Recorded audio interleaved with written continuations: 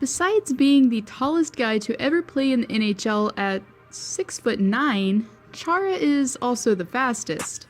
Well, let me explain. He currently holds the record for the fastest shot ever recorded in an NHL All-Star game, clocking a shot that was 105 miles per hour, or 170.3 kilometers. Now that's a record to break. He has competed in 5 NHL All-Star meets, but was not selected for the most recent one that was held in Tampa earlier this year. Alex Ovechkin was able to still have a rocket of a shot, but it only reached 101 miles per hour. Therefore, Chara's record still stands.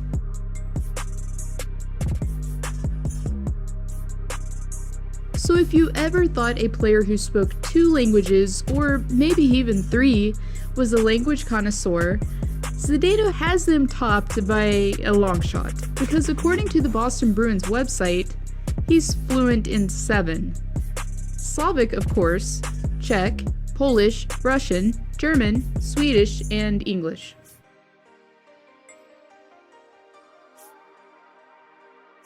As Chara became the captain of the Boston Bruins team, he became only the 3rd Slovakian-born player to ever don the C.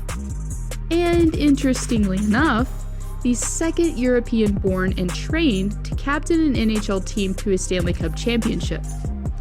As Nicklas Lidstrom was the very first in 2008, Chara then followed in his footsteps a few years later, hoisting Lord Stanley's Cup for Boston.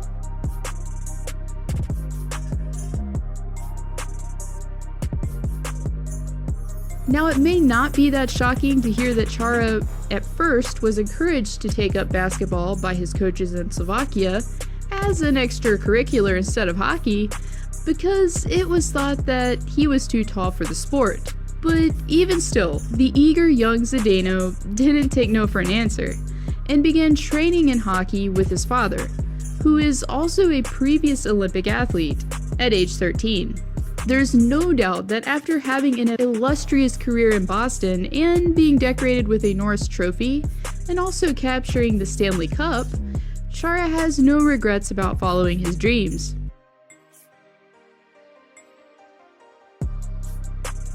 So besides being the tallest guy to ever play in the NHL, imagine needing a stick that's actually outside of set regulations.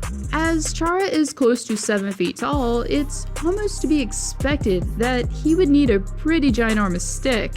But this could have posed a potential problem for him, considering that it was longer than the rules allowed, but due to his obvious Paul Bunyan-like appeal, the league decided to make an exception, and to grant him a waiver allowing him to play with a stick that's 2 inches longer than the normal given length for NHL players.